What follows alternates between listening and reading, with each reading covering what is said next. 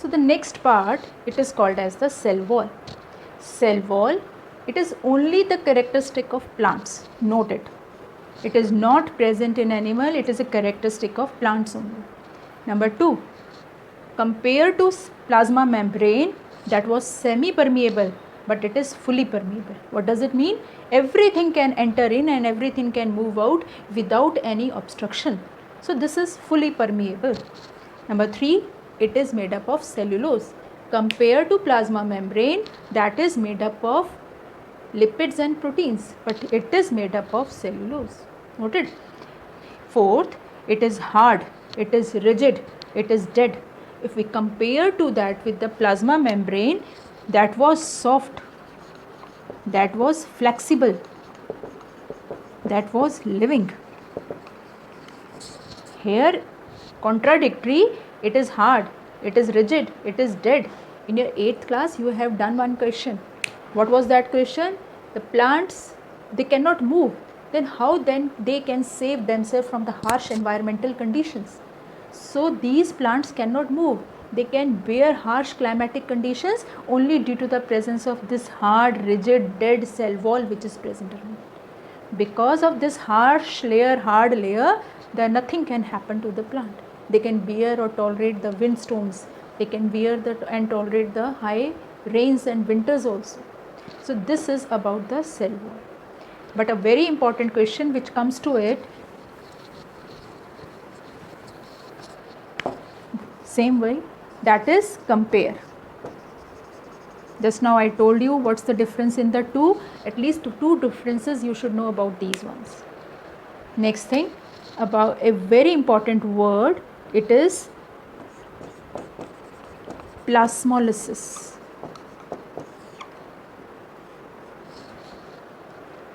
Again, I'll show you that what happens in this definition, but in words what to write.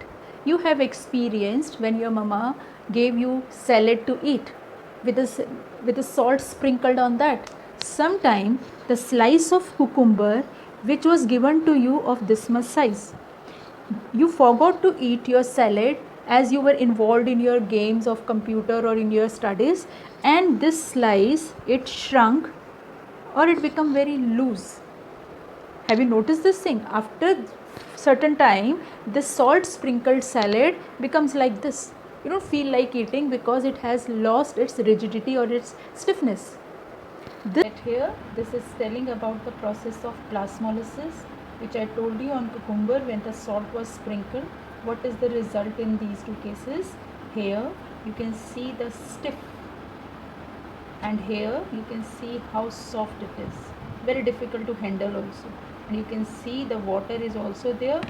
No water was added over there, but automatically this water comes. How this water has come over here? It is because of the salt sprinkled, which is acting as a hypertonic solution. More amount of salt, more amount of the solute, and this very solute is more as compared to cucumber, so it has taken away the water from the cucumber. Here nothing was added over there, so it remains the same.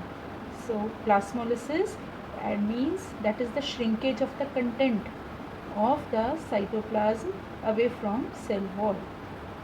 This is due to this plasmolysis. This word, if you see, it's a combination of two words, plasmo and lysis. Plasmo word has come from plasma. Plasma is cytoplasm or a liquid, and meaning of lysis is break. What break? Liquid has break. The liquid content which is present in the cell, it breaks from the corners, and after breaking from the corner, it come to lie in the center. It has broken from the, it has left its places, it is leaving its place and has left its places and come to lie in the center. So this breaking of the plasma or the liquid is called as plasmolysis.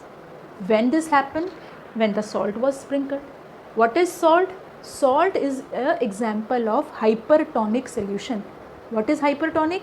More. What more? Solute is more. It means the solute content you have put in a large quantity. and that solute has taken away the water from inside. The water has moved outside.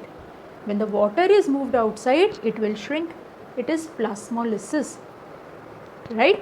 But cell wall remains intact. Cell wall has not moved from its place. It remains intact. Only the cytoplasm, it has moved to inside. Now note down the functions of the cell wall. It provides shape. Why? Because it is outermost. It gives the protection. Why? Because it is hard and rigid.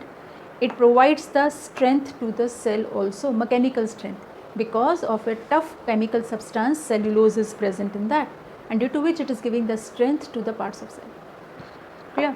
You have seen also very high wind is blowing, but leaves do not turn off. The same, the strength is being provided by the cell wall which is present in the cell. One thing more, have you noticed your mama, it soaked almonds or badam in water. After few hours, it increases in the size. If you get greedy, you say, I will put it in this water for 24 hours more time, or 2 days more, or 3 days more, because you are seeing there is an increase in the size of that almond. You are imagining, if I put it for 3 days, maybe this almond become of this much size, golgappa size. Will it happen? Will a day will come ki it will so much big in the size ki it burst up because of its capacity? Will it happen? The answer is no. There is a limit or a capacity for the water to enter inside. Clear? After that, there is no more water molecules are able to enter. The number of water molecules, if you put it in the water, entering inside, and some molecules are moving inside because it is a semi-permeable membrane. Moving in, moving out. The pressure of the water molecules on the outer side also, and the pressure of the water molecules on the inside also. This pressure of the two sides, it equalizes each other. Due to this equalization of the pressure of water molecules on both the sides, which is being bear up by this cell wall, it does not allow the cell to burst up. Otherwise, what will happen? So much of the pressure of the water molecules, it can burst. But it is the rigidity of the cell wall which is tolerating the pressure, and this equalization of pressure helping it to tolerate this one, and the cell do not burst.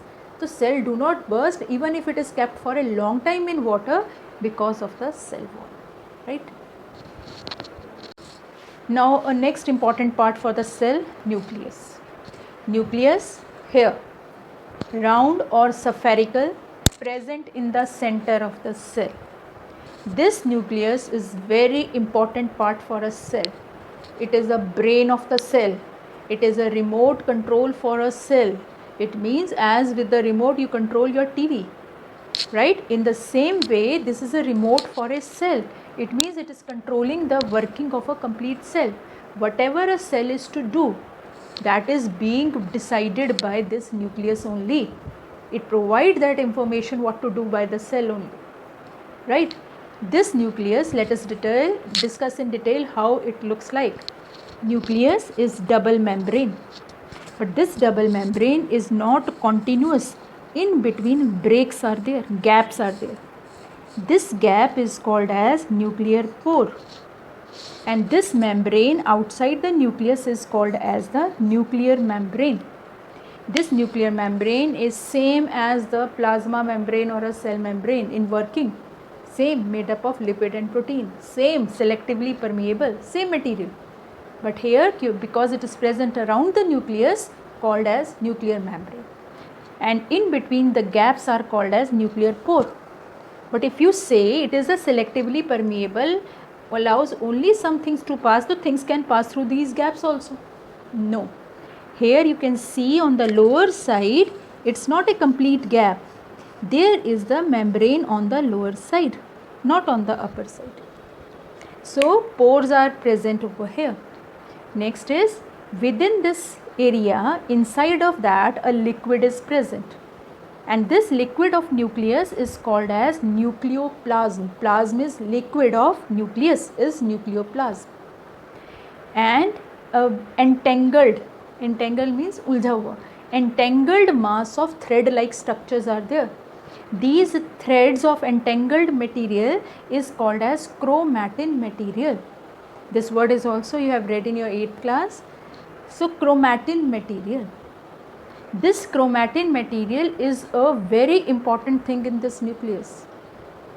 You have read my nose is same as that my papa, yeah, my eyes are same as that of my mama.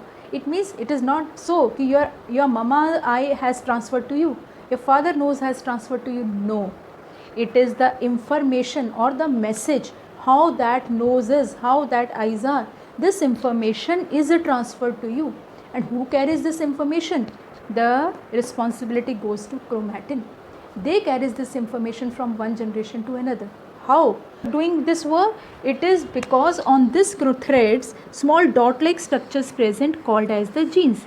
They are actually doing this work. What is gene? In 8th class you have studied unit of inheritance. It means they are carrying the information. So what is this gene actually? This is a function of it. What is the actual definition? Chromatin is made up of two important chemicals, DNA and protein. Protein to you are familiar, but DNA is a new word. Deoxyribonucleic acid. Though you have read it somewhere, you have seen in serials also and movies also this word, but this word is very important here. Deoxyribonucleic acid. It is the segment or the part of it is called as the gene. So whatever is the function of chromatin, same way is the function of DNA because it is made up of this. The same way is function of gene because it is a part of it. So all these three, they carry the same function, carry the information from one generation to another. See here, I have made it a entangled mass of thread. एक उलझा हुआ threads का वो है, group है. But when the cell is to divide into two, you know from one cell many cells are formed.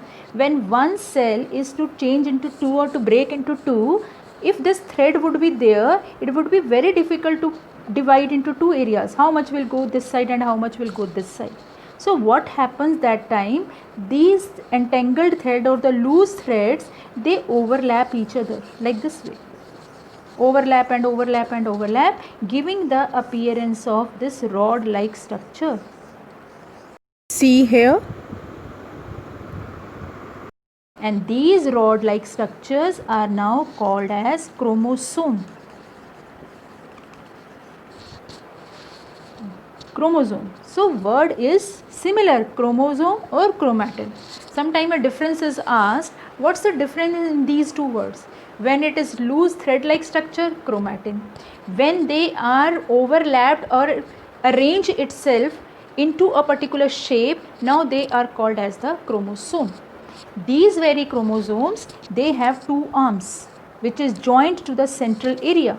These two arms are called as chromatid. Clear? The third word is chromatid. Chromatin, chromosome or chromatid. When is chromatin called? When the cell is not dividing. But when the cell is to divide, it takes a particular shape. Now it is called as chromosome. Function would be same because the two are same. Responsible for carrying information from one generation, responsible for carrying information from one generation to another generation. The last part of the nucleus is nucleolus. It is a spherical body which is present inside the nucleus but made up of RNA and protein. It's a very important part in a cell. Why important? Because it is a ribosome factory. Here the ribosomes are made. So ribosomes are made over here in the nucleolus, which is a dense rigid body present inside the nucleus. From here the ribosomes, they move out. Ribosome, what is ribosome? It's a part of the cell. And this part is important. Why important? Because this ribosome makes the proteins. So that is why it is important. And where it is present, it is made here inside the nucleus, and from here it is transferred outside the nucleus to the cytoplasmic area. Got it? This was all about the how nucleus look like or the structure of the nucleus. Next is functions of the nucleus. 1. Help the cell to divide. It means it is responsible for cell reproduction. From one cell, 2 cells are formed, 2 to 4 cells are formed. So This way, many cells are being made from a single cell. It is only and only possible because of the nucleus. Next is, due to the presence of genes inside the nucleus, it carries the parental character to the next generation. Third, I told you, it is a remote control or a control center controlling all the activities of the cell, how a cell will function. It is the brain of the cell. It means all the decision which a cell is to take is being taken up by the nucleus. Right? This is all. So, next is, nucleus in every case is not the same. Here you can see nucleus, here you can see nucleus. In the lower organisms, in unicellular organism, not all unicellular, in the primitive organisms which existed very early or which came very early on this earth, they have the nucleus of this type. It means not properly developed nucleus is present. In place of the nucleus, they have just one strand of DNA. Only one strand of DNA. Here the complete structure is present, chromatins. So many DNAs make the chromatin and this nuclear membrane, envelope, nucleolus, so many things are present in that. Here only single strand of DNA. No nuclear membrane, no chromatin, no nucleolus, nothing is there. This very simple type of this area, if it is present, such organisms are called as prokaryote. Pro is primitive. Primitive is old, ancient, early, and karyon matlab nucleus. It means in some organism the nucleus is very ancient type. It doesn't mean that these organisms are not present today. They are present today, but their structure is same as that existed earlier. Ancient, old type, early type, primitive type. What nucleus is there? Only single strand of DNA, no nuclear envelope, no proper area for the nuclear material. No area for nuclear material. Only a strand is there which can skip to this side, which can skip to that side also. So this, in which no defined region of nucleus is there, no proper membrane of nucleus is there, such type is called as prokaryote. But with the process of evolution, what happened, that the nucleus changes. So many things were added up in that. A proper area was created for nucleus, which was having a proper cover of that material. The material was surrounded by a cover, nuclear region, nuclear membrane is there. Such organism with well developed nucleus is called as eukaryotes. U is new or advanced. Right? So in which a new type nucleus, advanced type nucleus, properly developed nucleus is present, so that is called as eukaryote. It's a very important question, differentiate between the two. So one difference you will be writing this, in which a primitive type nucleus is present, in which a advanced type nucleus is present. No proper region for material, there is a proper region for the material. All the material is surrounded by membrane, material is not surrounded by membrane. And very important, here it is not called as nucleus, here it is called as nucleoid. Think, if this is not made, how other things can be present here? Nothing is present in this area, no cell organelles. Here you can find everything. Here is a mitochondria, here is a chloroplast, here is a endoplasmic, right? All the things are present over here, but here we cannot find anything. So how it will perform its activities with certain material? What that? Ribosome, photosynthetic pigment, and one important structure called as mesosome. These hair-like structures are called as cilia, which is helping it to move. These are long hair called as flagella. So who are prokaryotes? One important example is bacteria. Who are eukaryotes? It is plant, all animals. it is always unicellular. It can be unicellular or multicellular, right? So this is the difference between the two, and it is very important from examination point of view. Clear? See, this is a typical prokaryotic cell.